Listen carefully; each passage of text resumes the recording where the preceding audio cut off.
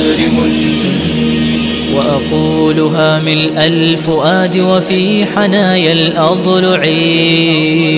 أنا مسلم بيني وبين الله صدق محبة وتضرع. أنا مسلم ولغير ربي خالقي لم أركع. السلام عليكم ورحمة الله وبركاته. الحمد لله رب العالمين والصلاة والسلام على سيد المرسلين وخاتم النبيين نبينا محمد وعلى آله وأصحابه أجمعين ومن اهتدى بهداهم واتبع سنتهم وسلك سبيلهم إلى يوم الدين. Bienvenue chers frères et sœurs, Hayyakum Allah, bienvenue à nos amis chrétiens. Aujourd'hui, Inch'Allah, je vais répondre à l'allégation faite par l'abbé Pagès dans une vidéo qui s'intitule La femme en islam. On va montrer ses mensonges, son ignorance, et Inch'Allah, pour la deuxième partie de la vidéo, on va parler de la véritable place de la femme en islam et la place de la femme dans la Bible chez les chrétiens et les juifs, Inch'Allah. On va écouter ce qu'il nous dit, après je reviens, Inch'Allah. D'où vient l'inégalité de la femme et de l'homme dans l'islam?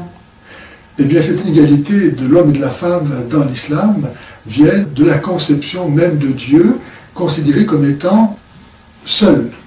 Et donc, l'homme seul va être pensé sur le modèle de Dieu. L'islam ayant rejeté la révélation chrétienne du mystère de Dieu qui est Trinité, c'est-à-dire qui inclut en lui-même la différence, qui est à la source et au principe de l'amour. Et donc c'est cette différence des personnes qui permet que Dieu soit communion de personnes, amour, et parce qu'il est amour, il est un. Mais l'islam ayant rejeté cette conception de Dieu comme Trinité, ne peut pas penser l'homme autrement que d'après le modèle d'Allah qui est seul. Et donc, si Dieu est seul, qui va être à l'image de la vérité de Allah? Ça ne peut être que soit l'homme, que soit la femme. Mais ça ne peut pas être les deux, parce que Dieu, il est unique. Et l'homme n'est pas la femme, et la femme n'est pas l'homme. Donc, il faudra que l'un des deux n'ait pas le statut d'être à l'image de Dieu. Et dans lequel va donc être à l'image de Dieu, ça sera celui qui sera le plus fort, comme dans la jungle. Et donc, ça va être l'homme qui va s'imposer et qui va capitaliser toute l'autorité, tous les privilèges que l'être humain peut avoir au détriment de la... Ici l'abbé Pagès, en répondant à la question d'où vient l'inégalité de la femme et de l'homme en islam, sa réponse était dans la nature de Dieu. Je ne trouve aucun lien, je ne vois aucun lien par rapport à la nature de Dieu, qu'il est un ou deux ou trois, avec la place de la femme ou de l'homme ou n'importe quelle créature dans ce monde. Mais c'est pas grave, je vais lui répondre quand même. Ici il nous dit le problème, c'est que dans la conception de Dieu en islam, dans la conception de Dieu en islam, c'est un Dieu seul, unique. Là il nous reproche d'être monothéiste, mais c'est pas grave. Et il nous dit, parce qu'ils ont refusé la Trinité, bah voilà, la femme, elle subit les conséquences. Question. Sans réponse bien sûr.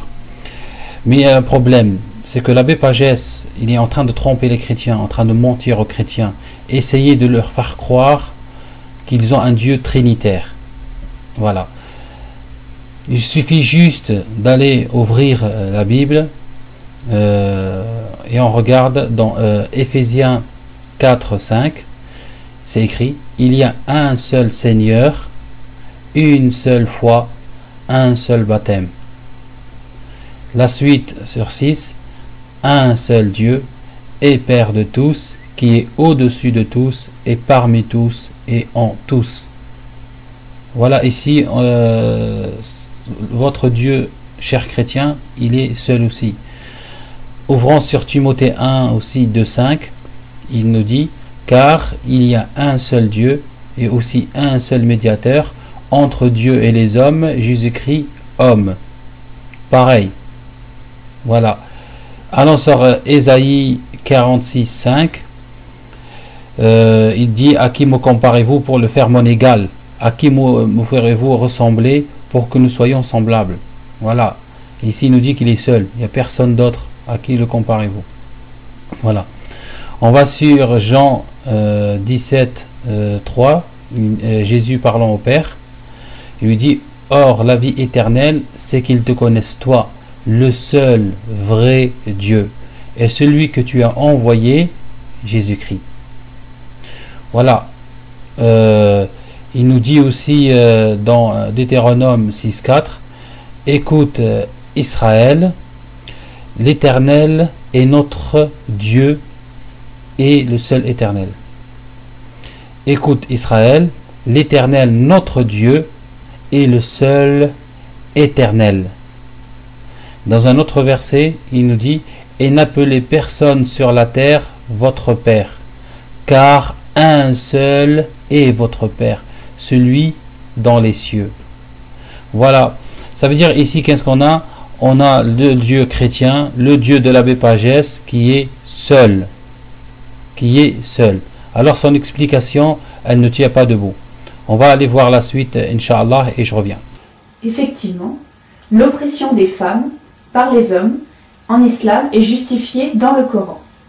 Les hommes sont supérieurs aux femmes à cause des qualités par lesquelles Allah a élevé ceux-ci au-dessus de celles-là.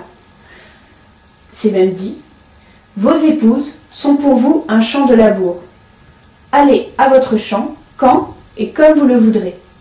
Vous voyez cette phrase tirée du Coran qui réduit la femme à être un champ de labour, c'est-à-dire un objet à la disposition de son maître, laisse entendre en même temps que, puisque l'homme peut le labourer comme il le veut, c'est la porte ouverte évidemment à toutes les perversions. N'importe quel musulman peut s'autoriser de se verser pour dire: je fais ce que je veux de ma femme.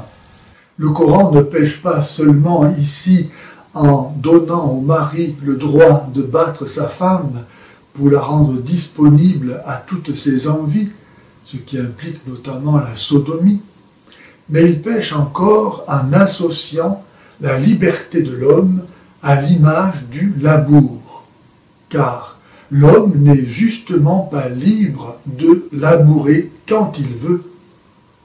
Allah ne savait-il donc pas qu'on ne laboure pas n'importe quand, mais seulement en automne? Et si Allah ne sait pas cela, est-il Dieu? Encore donc un verset à abroger. Alors ici, l'abbé Pagès nous dit de regarder comment l'islam parle de la femme en la comparant à un champ de labour. Mais ici, Allah n'a jamais dit champ, mais labour. Comment on peut savoir ça? On va faire un truc très très simple. On va aller sur Google, sur traduction, et on choisit de l'arabe au français, et on prend le mot en question, qui est hart en arabe, pour le traduire. Et voilà, la traduction qui nous sort, c'est labourer. Labour. Il n'y a pas champ. Maintenant, on va traduire le mot champ en français. On va le traduire en arabe pour voir le mot qu'il nous donne. Et le mot c'est haqlun. Haql, ça veut pas dire labour, ça veut dire champ. On va voir dans le verset en question s'il existe le mot haql. Je lis: nisa'ukum hartun lakum fa'tu hartakum anna shi'tum. Voilà, ici on ne trouve pas le mot champ du tout. On trouve le mot hart qui est labourer. Maintenant on va regarder Tafsir Ibn Kathir sur cette situation-là. Il dit: vos femmes sont comme un champ pour vous.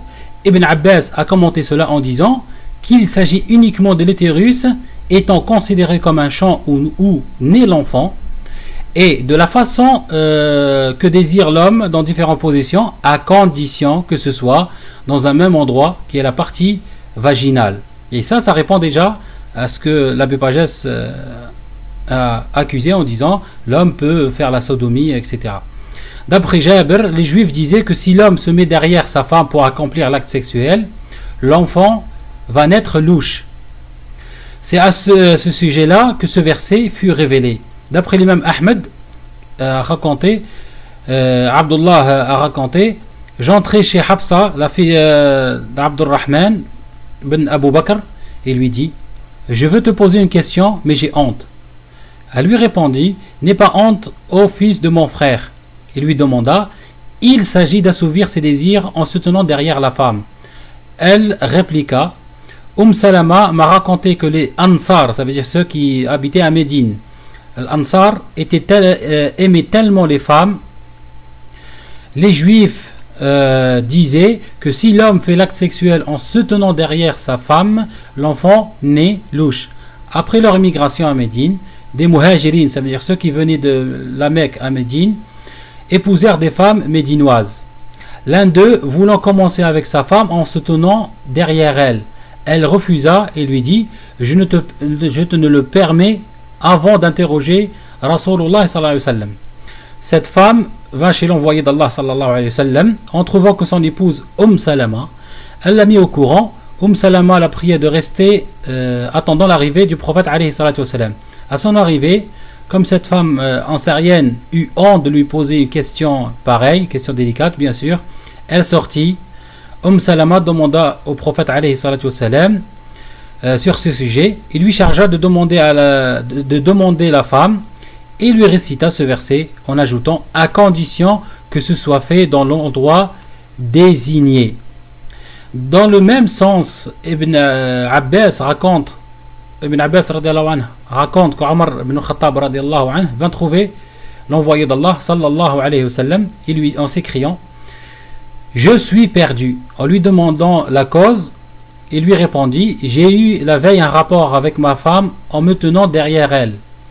Alors l'envoyé d'Allah sallallahu alayhi wa sallam garda le silence. C'est alors que Dieu lui fit cette révélation: vos femmes sont comme un champ pour vous, allez à votre champ comme bon vous semble. Et il ajouta: que ce soit du devant ou de derrière, évite la partie postérieure et n'ait aucun rapport pendant la menstruation. Plusieurs hadiths ont été rapportés à ce propos et dans le même sens. L'essentiel est de savoir que l'homme peut disposer du corps de sa femme pour accomplir l'acte sexuel à condition d'éviter la partie anale. L'envoyé d'Allah sallallahu alayhi wa sallam, entre autres, dans un hadith a dit: ayez de la pudeur, Dieu n'a pas honte de montrer la vérité, n'ayez plus de rapport avec vos femmes par la partie anale, pas de sodomie. Et à cet égard, Abu Juwayriya a raconté qu'un homme demanda à Ali ibn Abi Talib au sujet des rapports par la partie anale. Elle lui répondit: comme tu es vil, n'as-tu pas entendu réciter ces paroles de Dieu? Vous livrez-vous à cette abomination que nul parmi les mondes n'a commis avant vous, en parlant au peuple de Lot, Sodome et Gomorrhe. Bref, on peut conclure que les rapports conjugaux doivent être, bien sûr, faits dans la partie vaginale et jamais dans la partie anale, tel un grain qu'on sème dans un champ de labour.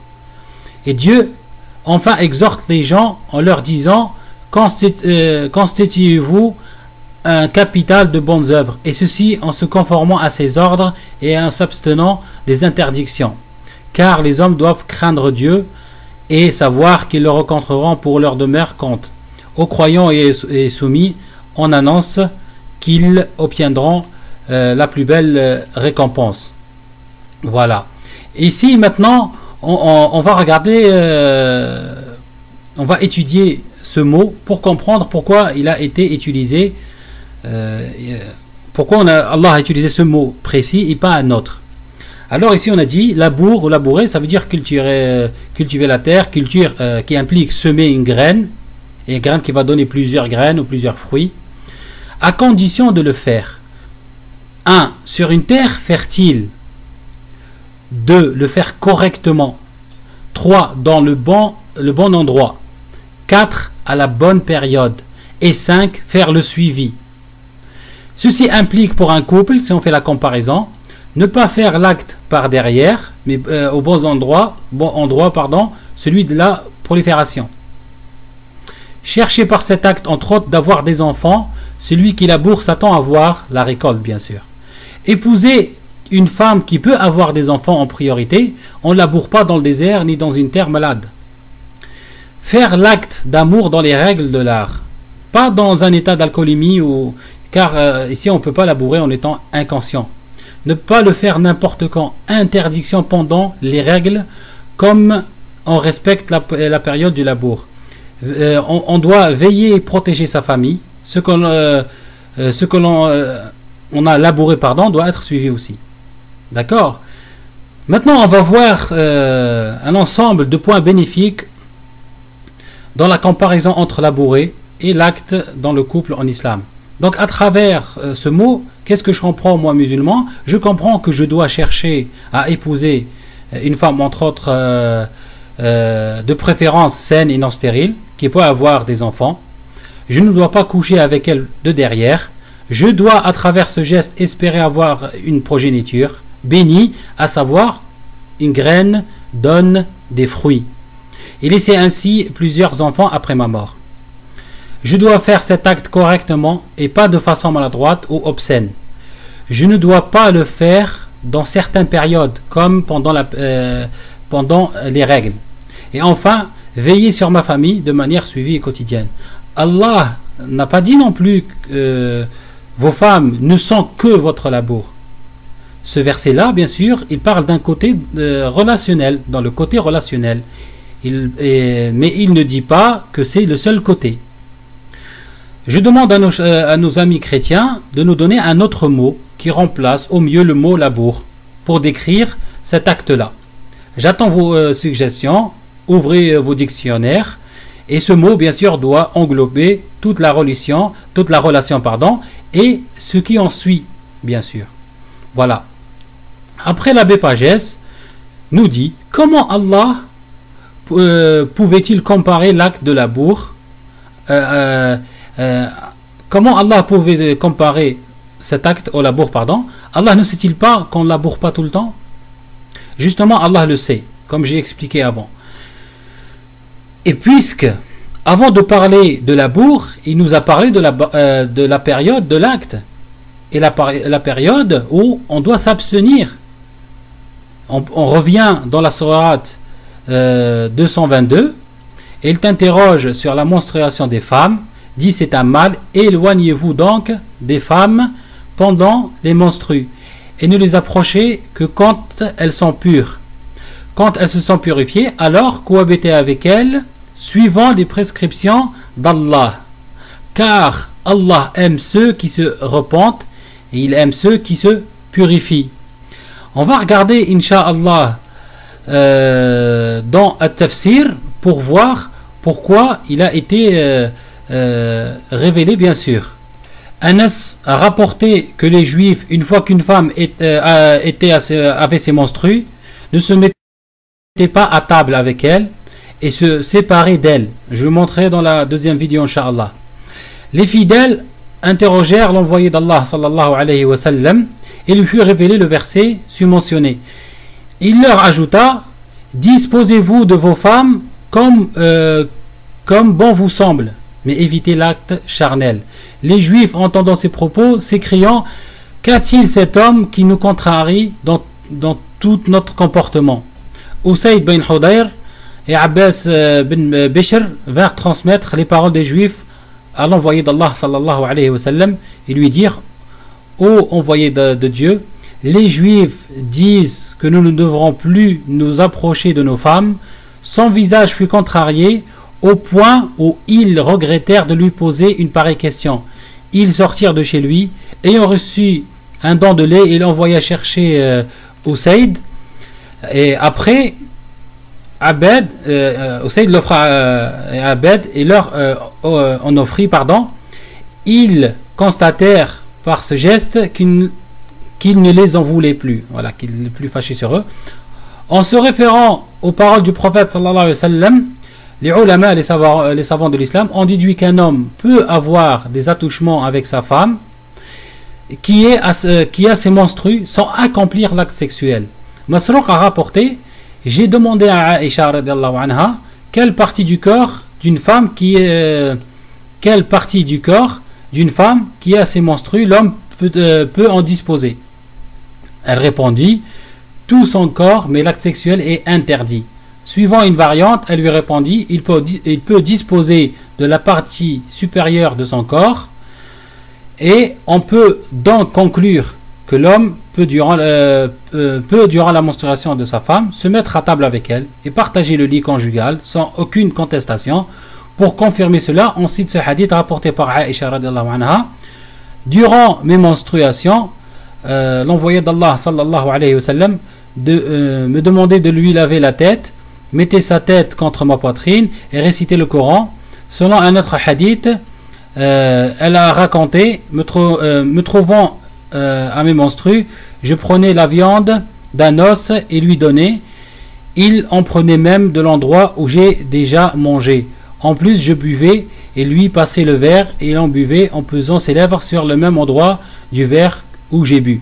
Tout ça pour montrer que la femme, elle n'est pas impure elle-même, mais l'endroit de l'impureté.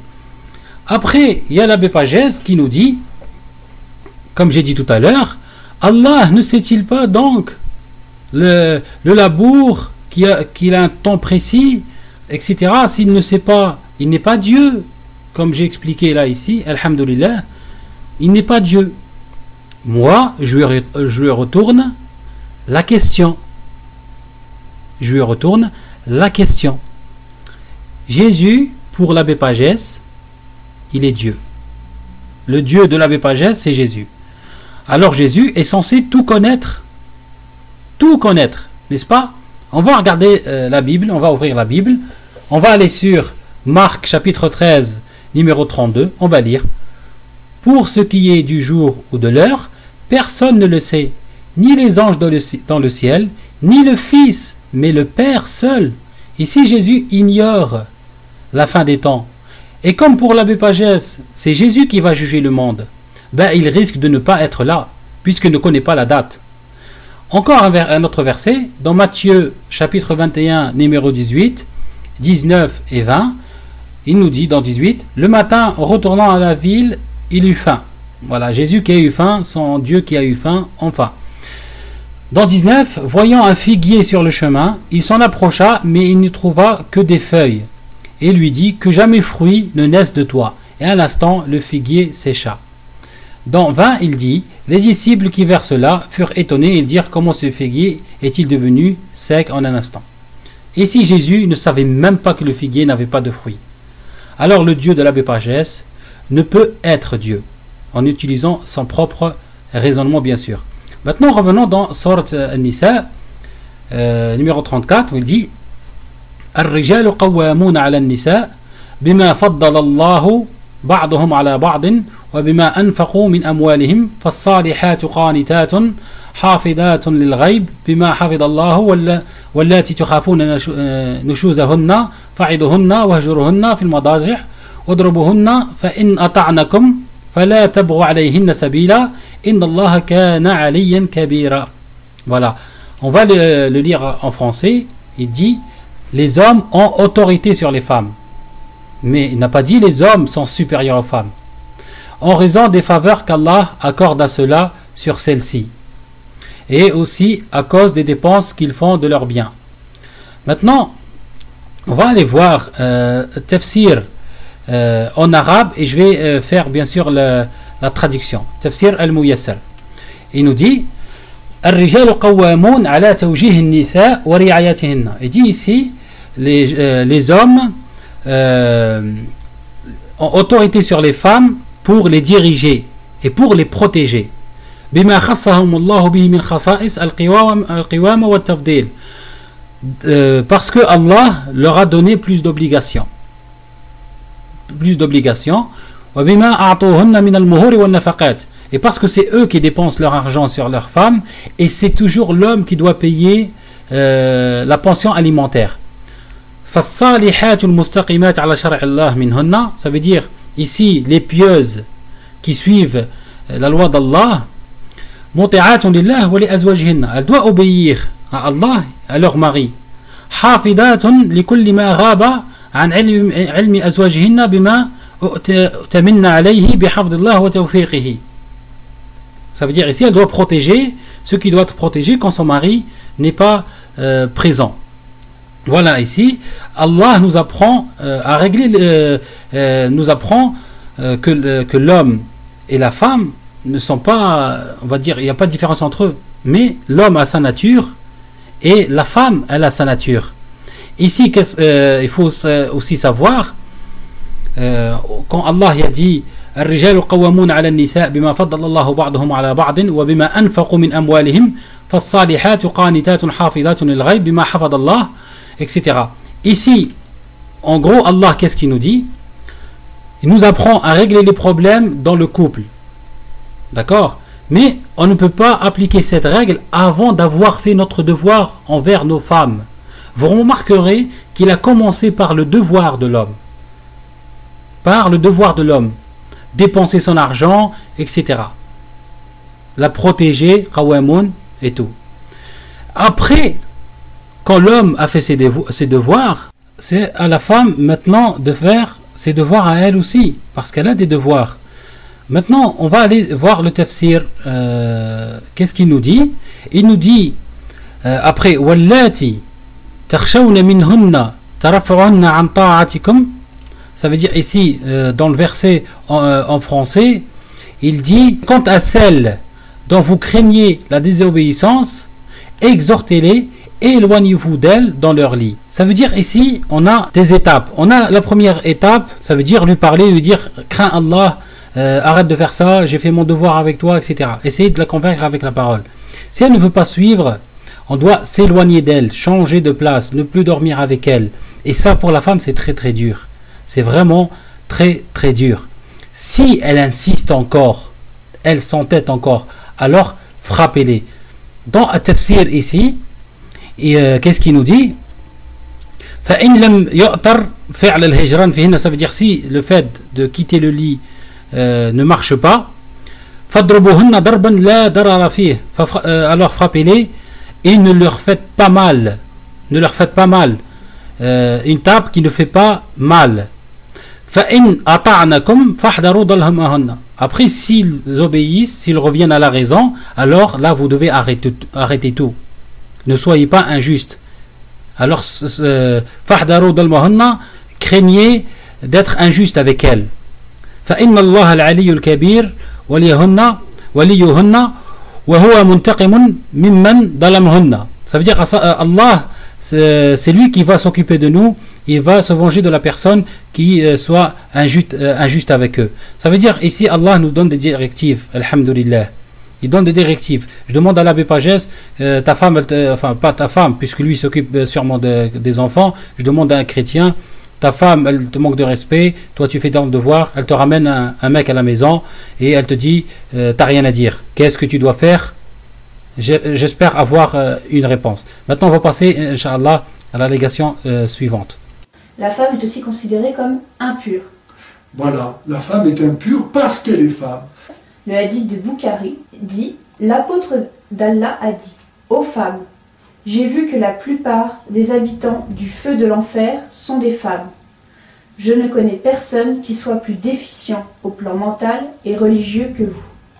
La femme est si bien déficiente mentale que son témoignage n'est pas accepté comme tel dans un jugement. Il faut qu'il y ait le témoignage de 2 femmes pour équivaloir à celui d'un homme. Et parfois, dans les affaires commerciales, il faut qu'il y ait le témoignage de 4 femmes pour équivaloir à celui d'un homme. Et cela d'une façon constante et générale. C'est dire que la femme est reconnue parce que femme inférieure congénitalement à l'homme. Ici, l'abbé Pagès nous parle de la femme en islam qui est impure, déficiente mentale, le témoignage, et j'en passe et des meilleurs. Moi, je conseille à l'abbé Pagès de refaire la même vidéo, mais de changer le titre et dire la femme dans le christianisme, la femme dans la Bible. Maintenant, l'islam ne considère pas que la femme qui a ses règles comme une sorte d'impureté contagieuse, comme chez les juifs et les chrétiens. Elle n'est ni intouchable, ni maudite.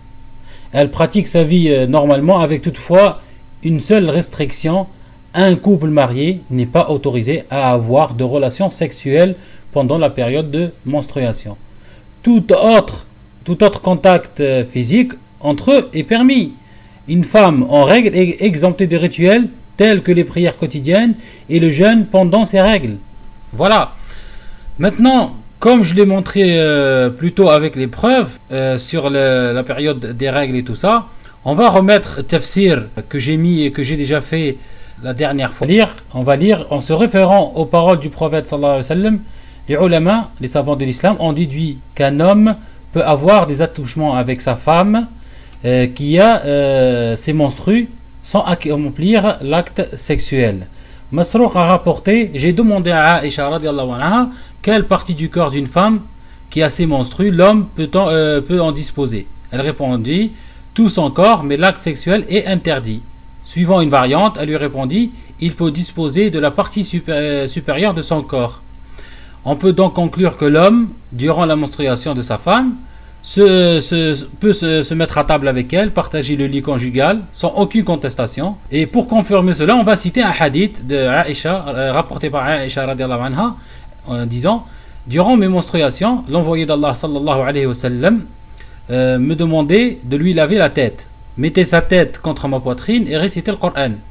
Selon un autre hadith, elle racontait me trouvant à mes menstrues, je prenais la viande d'un os et lui donnais, et il prenait même de l'endroit où j'ai mangé. En plus, je buvais et lui passais le verre, il en buvait en posant ses lèvres sur le même endroit du verre où j'ai bu. Alors ici, l'accusation de l'abbé Pagès, elle tombe à l'eau. Même cette accusation, elle va lui revenir au visage comme un boomerang. Comme un boomerang. Comment cela? On va ouvrir la Bible un petit peu, on va jeter un œil dans la Bible. Lorsqu'une femme a un écoulement de sang de son corps, elle restera pendant 7 jours dans la souillure de ses règles. Qui la touchera sera impur jusqu'au soir.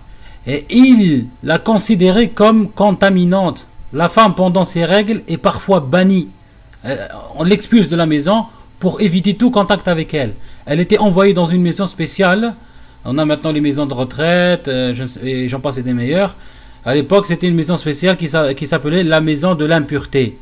Durant toute la période de son impureté. D'accord? On va ouvrir la Bible, Inch'Allah. On va aller sur chapitre 15, numéro 19. On va lire la suite. La femme qui aura un flux de sang en sa chair restera 7 jours dans son impureté. Quiconque la touchera sera impur jusqu'au soir. Mais juste la toucher, subhanallah.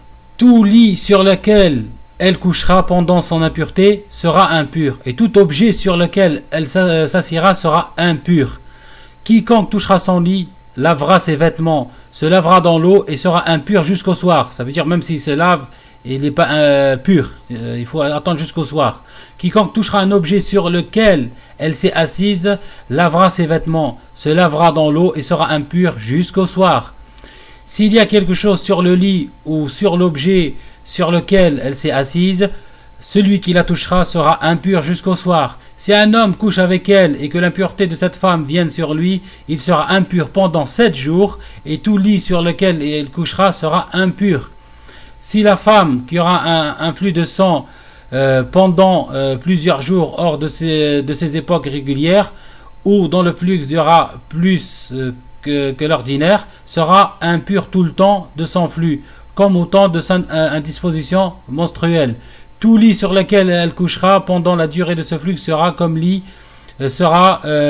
lit de son flux menstruel, et tout objet sur lequel elle s'assiera sera impur comme lors de son flux menstruel. Quiconque les touchera sera souillé, il lavera ses vêtements, se lavera dans l'eau et sera impur jusqu'au soir.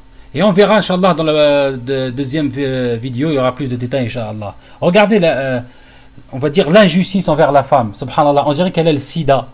On dirait qu'elle est le sida, quelque chose de naturel dans la femme. Ils l'ont transformé en malédiction, subhanallah. Maintenant, on va aller en ce qui concerne le témoignage de la femme et de l'homme en islam. Ici, l'abbé Pagès nous dit que le témoignage de la femme vaut la moitié de celui de l'homme. Et dans tous les cas, ça veut dire dans tous les cas, et que son témoignage est moins important que celui de l'homme. Je ne sais pas s'il parle du Coran ou il parle de la Bible.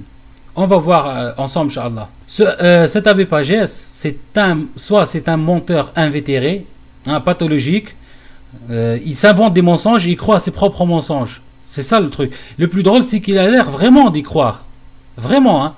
On va ouvrir le Coran sur Surat An-Nur 24, la Surah 24, le verset de 6, 7, 8, 9 et 10. On va lire. Et quant à ceux qui lancent des accusations contre leur propre épouse sans avoir d'autres témoins qu'eux-mêmes, le témoignage de l'un d'eux doit être une quadruple attestation par Allah qu'il est du nombre des véridiques. 7. Et la cinquième attestation est que la malédiction d'Allah tombe sur lui s'il est du nombre des menteurs. Et on ne lui infligera pas le châtiment de la lapidation si elle atteste 4 fois par Allah qu'il, son mari, est certainement du nombre des menteurs. Ça veut dire pareil ici. Lui, il témoigne 4 fois qu'il n'est pas un menteur, et la 5e fois, il doit se maudire auprès d'Allah s'il est un menteur. Et elle, pour se défendre, elle peut faire la même chose. Et la 5e attestation est que la colère d'Allah soit sur elle s'il était du nombre des véridiques. Et n'était la grâce d'Allah sur vous et sa miséricorde, Allah en grand accueillant au repentir et aux sages. Ici, le témoignage de la femme, comme j'ai dit, équivaut au témoignage de l'homme. On va voir ces versets sont un soulagement pour l'homme. C'est un soulagement pour l'homme. On va voir pourquoi.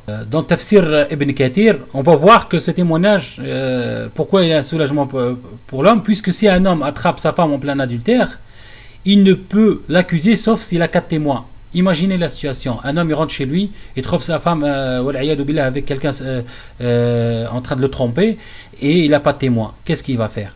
Voilà. Sinon, il ne peut l'accuser. Voilà, il ne peut pas l'accuser. Il doit garder sa femme. Ici, Allah a donné une solution. Que s'il n'a pas de témoin contre elle, il doit jurer par 4 fois qu'il dit la vérité, la 5e fois pour se maudire s'il ment. Et la femme, elle fait pareil. Et là, on les sépare et on châtie ni l'homme ni la femme. On va ouvrir, comme j'ai dit, Tafsir Ibn Kathir pour voir. Voilà, il dit, ce verset procure aux hommes mariés un soulagement et aussi une issue.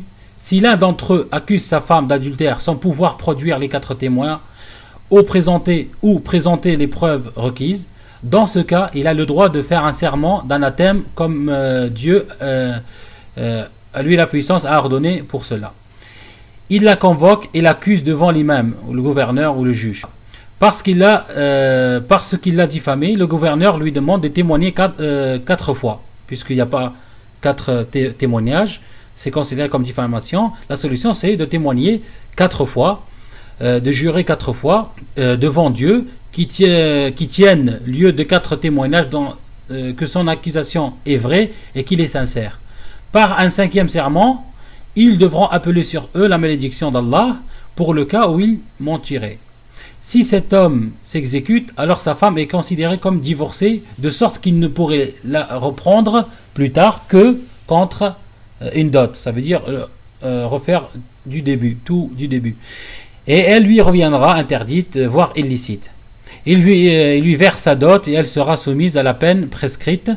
Ce châtiment ne sera détourné d'elle, ça veut dire ici, elle évitera ce châtiment que si elle fait des exécrations réciproques, en témoignant aussi, comme l'homme, 4 fois devant Allah, qu'il est menteur, son mari, et qu'elle n'a pas commis l'adultère. Et elle ajoute une 5e fois, appelant sur elle la colère d'Allah, pour le cas où son mari aurait dit la vérité. Il est normal aussi, ici il dit que l'homme n'accuse sa femme d'adultère que lorsqu'il est sûr de sa trahison. Il doit présenter des preuves, bien sûr.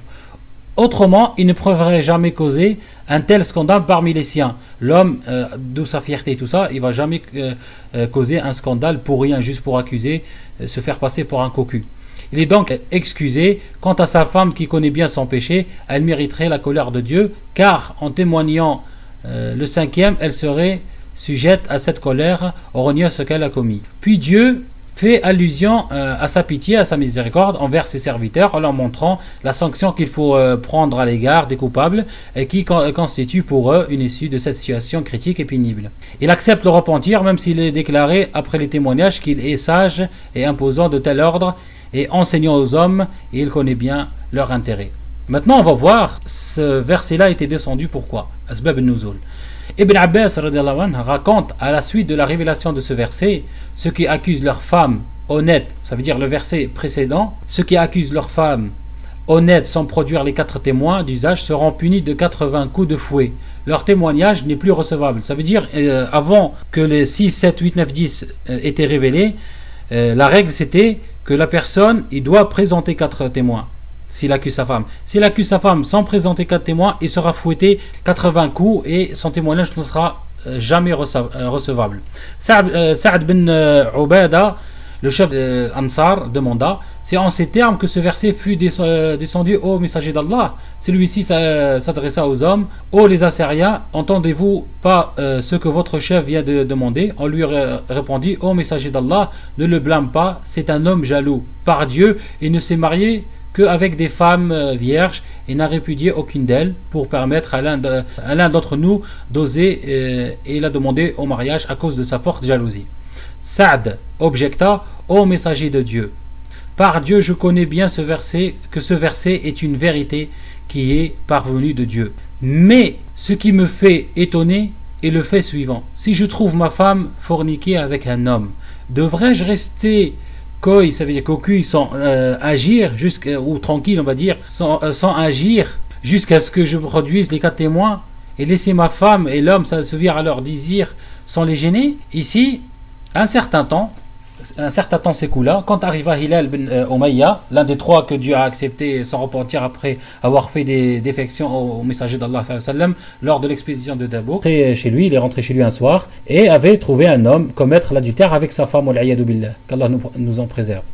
Il a vu de ses propres yeux ce qu'il faisait et attendait leurs propos d'amour.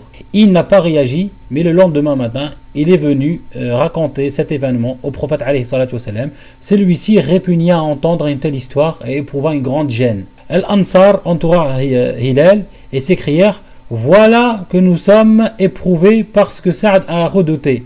Le messager d'Allah va maintenant frapper Hilal. Ça veut dire ici frapper, le fouetter parce qu'il n'a pas présenté les 4 témoins. Et il ne recevra plus jamais son témoignage. Et Hilal de riposter: par Dieu, j'espère que le Seigneur me trouve une issue et un soulagement. Puis en s'adressant au messager d'Allah, il poursuivit: j'ai bien remarqué que tu as été très ému. Dieu connaît que je suis sincère. Le messager d'Allah s'apprêta pour frapper Hilal. Mais il arrêta et reçut aussitôt une révélation. Les hommes remarquaient les traits que prenait son visage dans de tels moments. Quand il reçoit la révélation, eux ils le savent. Ils gardèrent le silence. Une fois la révélation cessée, il leur récita: ceux qui accusent leurs épouses d'adultère sans pouvoir produire de témoins jureront 4 fois devant Allah qu'ils sont sincères. Le visage du messager d'Allah s'éclaircit et il dit alors à Hilal: réjouis-toi, ô Hilal, Dieu t'a trouvé une issue et une solution. Et Hilal de répliquer: j'attendais cela de la part de mon Seigneur, à lui la puissance et la gloire. Aussitôt, le messager d'Allah sallallahu alayhi wa sallam convoqua la femme de Hilal. Lorsqu'elle fut en sa présence, il récita le verset et rappela à Hilal et à sa femme que le châtiment dans l'au-delà est encore plus atroce que celui du bas monde.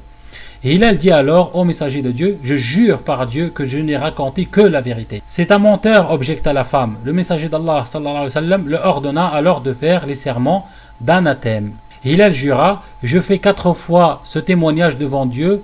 Et arrivé au 5e, on lui attira l'attention: ô Hilal, crains Allah. Le châtiment de ce bas monde est beaucoup moins facile que celui de l'autre. Ce 5e témoignage t'implique.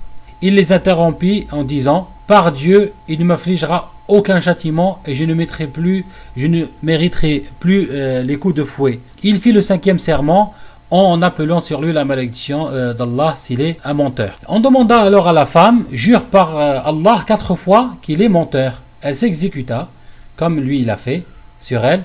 Et à la 5e fois, on lui rappela: crains Allah, le châtiment d'ici-bas est beaucoup moins facile que celui de l'au-delà.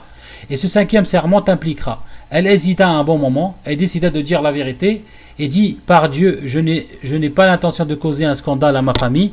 Elle fit le 5e serment en appelant sur elle la colère de Dieu si son mari est sincère.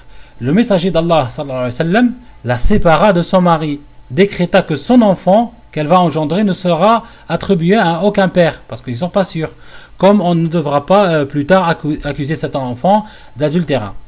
Quiconque fera l'un ou l'autre sera soumis à la peine prescrite. Il décréta aussi que la femme n'a aucun droit ni à un gîte, ni à une nourriture, parce que cette séparation n'est due ni à un divorce, ni faite à la suite de la mort du mari. Il conclut enfin, si l'homme que cette femme va mettre au monde aura les teints roux et les jambes grêlées, il sera le fils de Hillel.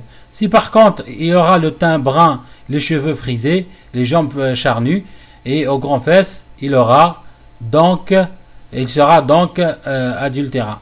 La femme engendra un enfant qui répondit aux dernières descriptions, et le messager d'Allah sallallahu alayhi wa sallam était mis au courant, déclara: si ce n'était pas le témoignage qu'elle avait fait, j'aurais agi autrement à son égard. Ikrima a rapporté que ce même enfant fut le gouverneur de l'Égypte et on lui donna le nom de sa mère. Voilà, ça veut dire ici, ils ont découvert qu'elle a trompé, par exemple, voilà, le mec il est blanc et sa femme a accouché d'un noir.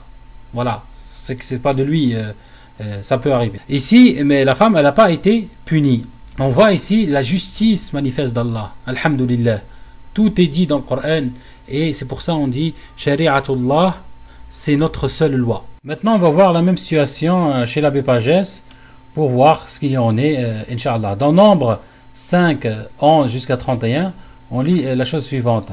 L'Éternel parla à Moïse et dit: parle aux enfants d'Israël et tu leur diras, si une femme se détourne de son mari et lui devient infidèle, si un autre a commercé avec elle et que la chose soit cachée aux yeux de son mari, si elle s'est souillée en secret sans qu'il y ait de témoins contre elle et sans qu'il ait été prise sur le fait, et si le mari est saisi d'un esprit de jalousie et a des soupçons sur sa femme qui s'est souillée, ou bien il est saisi d'un esprit de jalousie et a des soupçons sur sa femme qui ne s'est point souillée, ça veut dire innocente, cet homme amènera sa femme au sacrificateur et apportera en offrande pour elle 1/10 de farine d'orge, et il répandra point d'huile et ne mettra point d'encens, car c'est une offrande de jalousie, une offrande de souvenir qui rappelle une iniquité. Le sacrificateur la fera approcher et la fera tenir debout devant l'Éternel. Le sacrificateur prendra de l'eau sainte dans un vase de terre, il prendra de la poussière sur le sol de tabernacle et la mettra dans l'eau. Voilà, il prend un vase, il met de l'eau, il met du sable dedans, enfin de la terre dedans. Le sacrificateur, fera tenir la femme debout devant l'Éternel. Il découvrira la tête de la femme et lui posera sur les mains l'offrande de souvenir, l'offrande de jalousie. Le sacrificateur aura dans sa main les eaux amères qui apportent la malédiction. Le sacrificateur fera juger la femme et lui dira: si aucun homme n'a couché avec toi, et si, étant sous la puissance de ton mari, tu t'en es point détourné pour te souiller, ces eaux amères qui apportent la malédiction ne te seront point funestes. Subhanallah al-Azim. Voilà, c'est complètement dingue, quoi.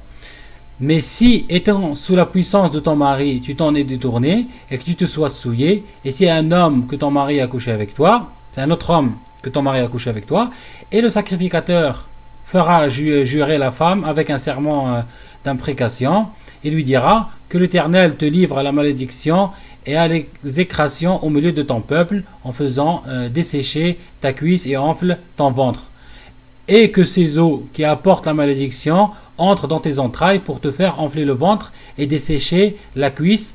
Et la femme dira Amen, Amen. Le sacrificateur écrira ces imprécations dans un livre, puis les effacera avec l'eau amère, et il fera boire à la femme les eaux amères qui apportent la malédiction, et les eaux qui apportent la malédiction entreront en elle pour produire l'amertume. Le sacrificateur prendra des mains de la femme l'offre de jalousie, il agitera l'offre de côté et d'autres devant l'Éternel et l'offrira sur l'autel. Le sacrificateur prendra une poignée de cette offrande comme souvenir et il la brûlera sur l'autel. C'est après cela qu'il fera boire les eaux à la femme. Quand il aura fait boire l'eau, il arrivera, si elle est souillée et a été infidèle à son mari, que les eaux qui apportent la malédiction entreront en elle pour produire l'amertume, son ventre enflera. C'est subhanallah, parti voir un sahir ou un truc comme ça. Sa cuisse se desséchera et cette femme sera en malédiction du milieu de son peuple. Mais si la femme ne s'est point souillée et qu'elle soit pure, elle sera reconnue innocente et aura des enfants. Écoutez la suite. Ici, telle est la loi sur la jalousie pour le cas où une femme sous la puissance de son mari se détourne et se souille. Et pour le cas où un mari saisi d'un esprit de jalousie a des soupçons sur sa femme. Le sacrificateur la fera tenir debout devant l'Éternel et lui appliquera cette loi dans son entier. Le mari, écoutez bien, sera exempt de faute, mais la femme portera la peine de son iniquité. Subhanallah al-Azim. Ici on voit ici une injustice manifeste. Rien pour protéger la femme. Rien. Maintenant il y a un verset dans Deutéronome 19-17, il dit: les deux hommes en contestation comparaîtront devant l'Éternel, devant les sacrificateurs, et les juges alors en fonction. Ici, le savant John Gill a dit, dans Gill Exposition of the Hunter Bible, en commentant ce verset-là, il écrit: and teaches that there is no witness by woman, and so it is elsewhere said, and a oath of witness is made by men and not by women, on which it is observed that a woman is not fit to bear witness as it written. Ici il dit, et l'enseignement il apprend qu'il n'y a pas de témoignage par la femme, et il est dit ailleurs, un serment de témoignage est fait par les hommes et non par des femmes, sur lequel il est observé que la femme n'est pas apte à témoigner, comme il écrit: puis les deux hommes et non des femmes. Voilà, pauvres femmes, elles peuvent même pas témoigner, elles peuvent rien dire. Je dis alhamdulillah ala ni'matil islam wa kafa biha ni'ma. On va aller inchallah écouter maintenant la dernière allégation et je reviens inchallah. Et de même pour l'héritage, elle va hériter de la moitié de son frère. Alors certains vont dire oui, c'est normal parce que c'est l'homme qui subvient à ses besoins, donc elle n'a pas besoin d'avoir autant d'héritage que le frère qui lui doit assumer une épouse. Mais qu'est-ce que c'est que ce système? Sinon un système qui maintient justement les femmes dans un état de sujétion, et basé sur le principe de l'inégalité et donc de l'injustice.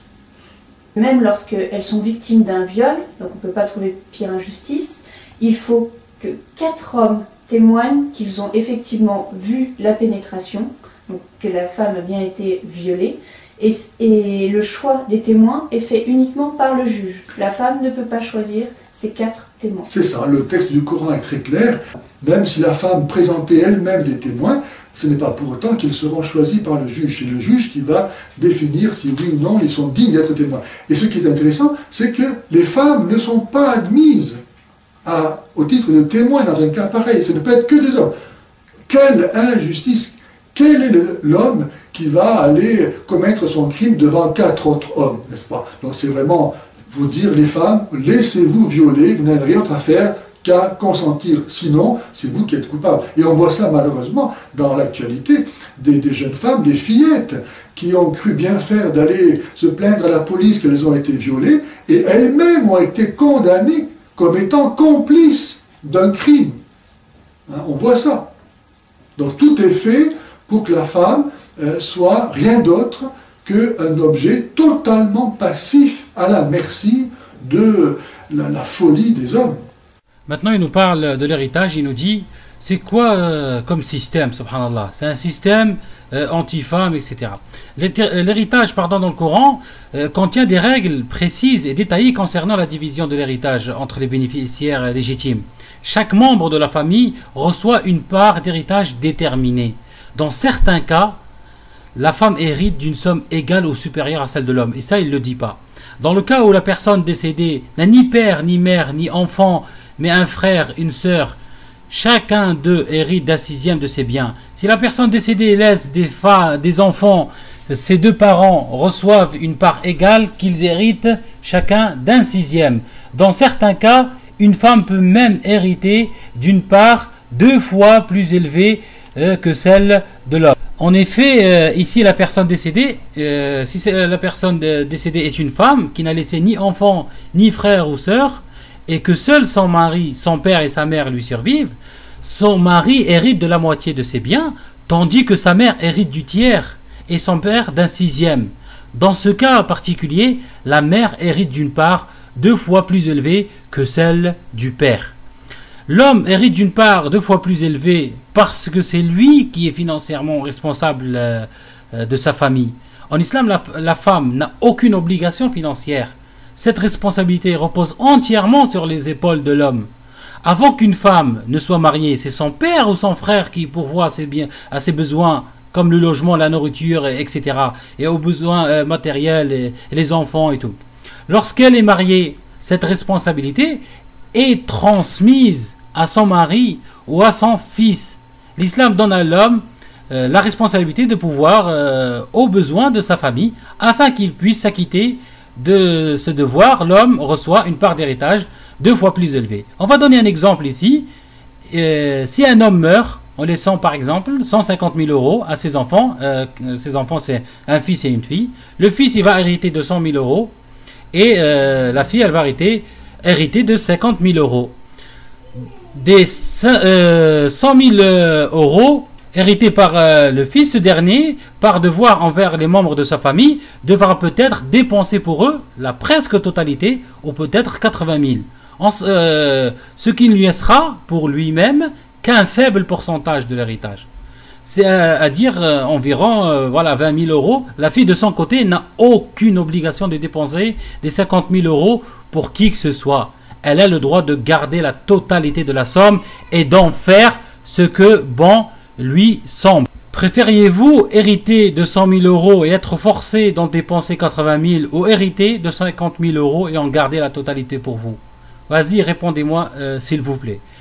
Mais l'abbé, il a oublié que la femme ne peut pas hériter du tout dans sa religion, sauf s'il n'y a pas d'homme pour hériter.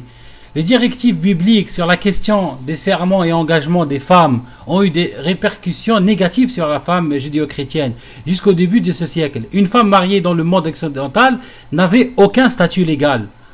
Aucun de ses actes n'avait aucune valeur légale. Son mari pouvait répudier tout contrat, affaire de commerce ou transaction qu'elle aurait conclu.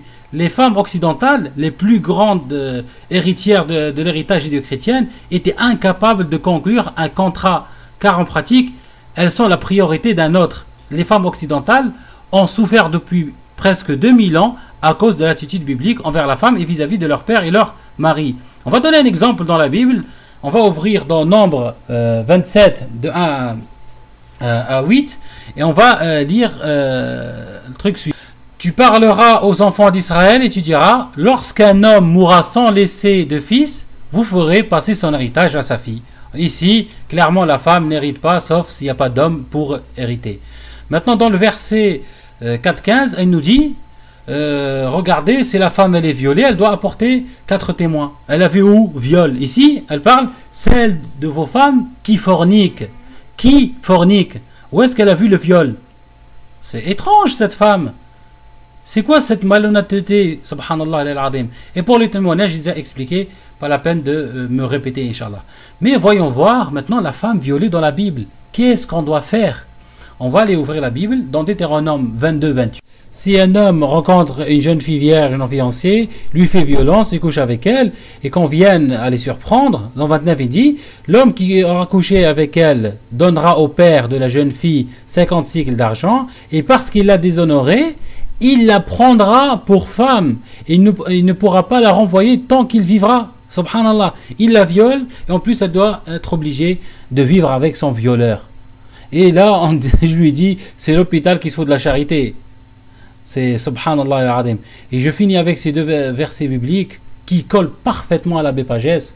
On va ouvrir dans Luc 6, 41-42. Il dit, pourquoi vois-tu la paille qui est dans l'œil de ton frère et n'aperçois-tu pas la poutre qui est dans ton œil?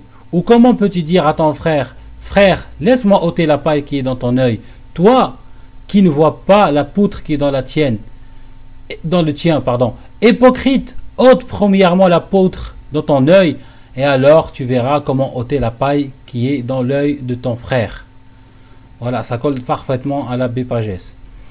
Et voilà, maintenant, toutes les allégations et mensonges de cet abbé sont tombés comme des mouches, par la grâce d'Allah. Il faut savoir que cette personne veut égarer les musulmans, comme il le dit lui-même dans une vidéo que je vais faire passer maintenant et que je reviens après, Inch'Allah. Quelqu'un a demandé qu'est-ce qu'il fallait faire de façon pratique. Je crois que notre devoir à chacun d'entre nous, c'est d'évangéliser, de ne pas avoir peur. Je crois que notre devoir à chacun d'entre nous, c'est d'évangéliser, de ne pas avoir peur. Nous vivons au contact quotidien de musulmans, qui sont musulmans, ils n'ont pas forcément choisi. Et ils attendent de notre part qu'on leur annonce la vérité. Et d'abord, pour que cette vérité puisse entrer dans leur cœur, dans leur esprit, je crois qu'il n'y a pas d'autre façon de faire que de démonter l'islam, que de détruire l'islam dans leur esprit. Il n'y a pas d'autre façon de faire que de démonter l'islam, que de détruire l'islam dans leur esprit. Il n'y a pas d'autre façon de faire que de démonter l'islam, que de détruire l'islam dans leur esprit. Parce que l'islam en soi est une machination démoniaque pour les empêcher d'être chrétiens. Et tant qu'ils seront musulmans, ils ne pourront pas être chrétiens. Je vais montrer les contradictions. Ce qui est important, je crois, c'est de montrer les contradictions. Ce qui est important, je crois, c'est de montrer les contradictions. Voilà, il veut faire détester l'islam aux musulmans et les convertir pour remplir son église parce qu'elle se vide. Voilà, il veut la remplir avec les musulmans. Ben moi, je lui dis, ben tu peux toujours courir.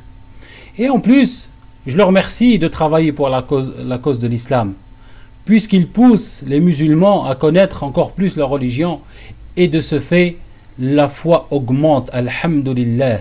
Alors je lui dis, Jazakallahu kulla sharrin wa ja'alahu fi mizani sayyi'atika wa adkhalaka biha an-nar khalidan fiha la takhruj minha abada. On verra Inch'Allah la prochaine vidéo pour la deuxième partie, Inch'Allah. Voilà, alhamdulillah alladhi bi ni'matihi tatimmu as-salihat. اللهم صل وبارك وسلم على سيدنا محمد وعلى آله وأصحابه تسليما كثيرا واللهم اجعله في ميزان حسناتنا واجعل هذا العمل خالصا لك يا رب العالمين.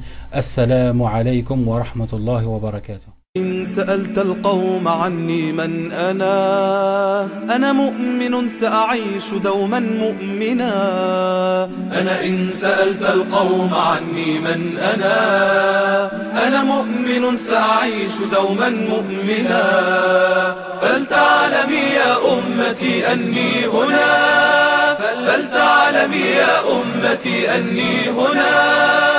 لن أنحني لن أنثني لن أركنا، لن أنحني لن أنثني لن أركنا.